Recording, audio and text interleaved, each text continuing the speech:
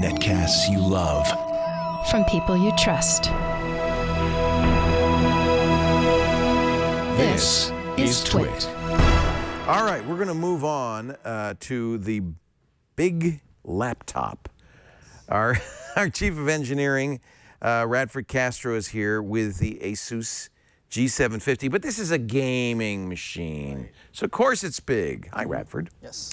So tell us what you thought about the G750. Well, aside from its size and it's not so Is it a stuffy. 17-inch screen? Yeah, 17.3. So I'm surprised somebody even makes those. Apple stopped making them. I guess they still somebody makes them. But this thing is, it's built for speed. It's built for raw power. Right. And it's one of those things like, you remember back in the days we used to lug our PCs around and play the games. Right. So now people are bringing out their laptops, and this is what they're aiming for. This is your LAN party machine. This is your LAN party machine, yeah. And so... how heavy is it? It's like 7 pounds, 6 pounds? Yeah. Looks like it. It feels like it's even more. Looks like a desktop replacement. Yeah. Yes, definitely. Yeah. So it's one of those things if you want to lug around, you want to do everything on it.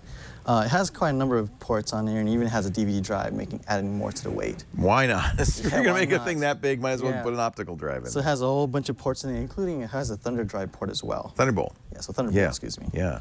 But that's interesting. We know we're just starting to see PCs with Thunderbolt. Yeah. So this is in line with like some of the stuff like, Alienware, MSI, and all these other guys, including Razer, which is now starting to get into that. Yeah, phase. in fact, I think Chad's reviewing the Razer for a later episode. So I guess when it comes to gaming laptops, the things you care most about are speed for gaming, great keyboard and mouse combination, because that's how you control the game, and a screen that really looks good and is immersive. Yeah, how does it rate in those categories? So for the screen, we're looking at full HD, so it's 1080. So it's your standard, full HD. And then you have your full keyboard, including your number pad. That's kind of funny, but I guess for some games you use that number pad. Yeah, so some people are switch-handed, and they'll, they'll actually try to do. Right. No, I do that. I'm a lefty, so I do that. Yeah. Okay. So it's perfect for like when you have the trackpad over here. It's a little bit harder if you're going to be controlling with your WASD setup and try to control. That's not ideal, is it? Yeah. So you're going to have to need a mouse when you're going to use this. But if you're already carrying 6 pounds of hardware, you can carry a couple ounces of mouse.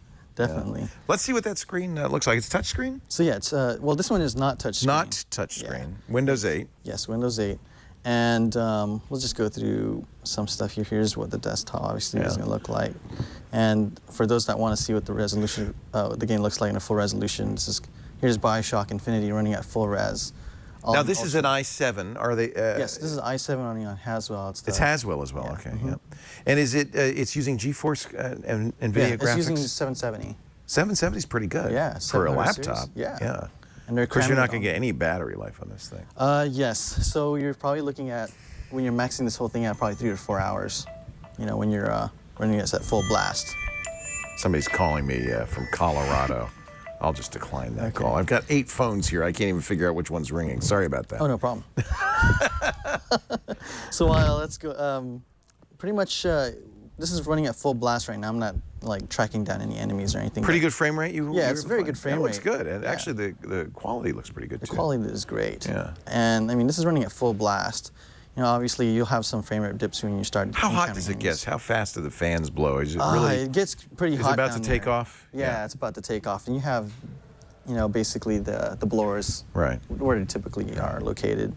But it's pretty good, actually. I did a benchmark. BioShock has its own benchmarks that you could run. And for those who are interested in it, there's actually, I put them right over here. Okay. And so it runs at about, 12 or 62 frames per second on average. Okay. Yeah, which is more than enough. It's adequate, yeah. Yeah, and at the max it runs at 216, so it's really, really good. Okay. Then I ran this other second benchmark called 3D Mark, which a lot of the gamers use, and I got this. And right now it runs 69% better than a lot of the other gaming laptops. What was the raw number? I see the raw number. It's 19384. 19384 is good, and is that the OpenGL benchmark? Yeah.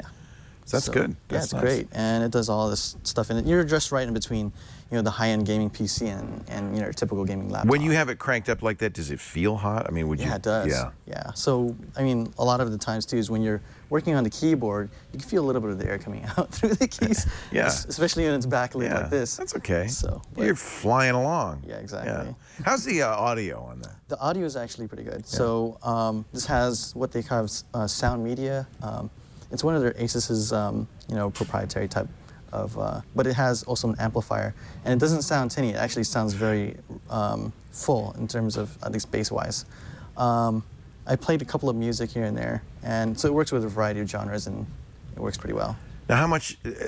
I'm sure there's different ranges. This is the one we have here. It's the JX. Is the GX? Yeah. So this is the 750JX. There's a JW, which is 700. Uses the 760 or 765 GeForce, and that one has only 12 gigabytes RAM versus 16. So that's the lower end. This is, actually. How much did this come as equipped? How much was this? $18.99. $18.99, and it starts at $1,400. Yeah, it starts for at the lower end. $1,400 for the lower end. So that's not horrible, given you're getting a lot of performance out of this thing. Let's get the pros and cons. So the pros is that you got a lot of speed, and you can play the latest games. Right. And you can play them at full blast. Another cool thing too. Sorry about that. This is the same. Sorry. So the other thing that it also has, the other pro, is the fact that it can, it runs a lot of the desktop, has a lot of amenities you'd expect from a regular desktop. And thirdly, it's just an overall pretty good system. And it comes with a bunch of stuff like, it even has Asus Cloud that you can upload 32 gigabytes with. So if you buy one of the laptops, you have about 32 gigabytes of cloud storage. You could upload whatever you want to it. And of course you have Thunderbolt and all that good stuff. So the cons? The cons, obviously, is the weight and the size. Yeah. It's a little bit thicker profile. Yeah. So it's similar to what you see in a lot of gaming laptops. The other thing too is that it gets a little fingerprinty. And yeah. it has, is it brushed aluminum? Yeah, it's brushed aluminum. Even on the kind top of nickel. there. Yeah. But when you rest your hands on it, if you get a little bit sweaty, smudges. Yeah. Yeah, it's really and you're hard gonna if you're playing that game. Yes, definitely. Yeah. So battery life heavy. Price is, kind of middle of the road. It's not bad given what you're getting, so I don't think that's a con. So they're going for the somewhat value-conscious PC gamer, but would you say buy, don't buy? This is a try. A try. Yeah. So. Okay, good. Yeah. Radford Castro, that's the Asus G750 gaming laptop. Looks like a fairly solid entry into a very competitive field for the gamer. And I do like the metal of it. Yes. But man, that thing's heavy. Yeah, that thing is big. Yeah. Hey, thank you, Radford. Radford Castro, in charge of engineering here at the Brick House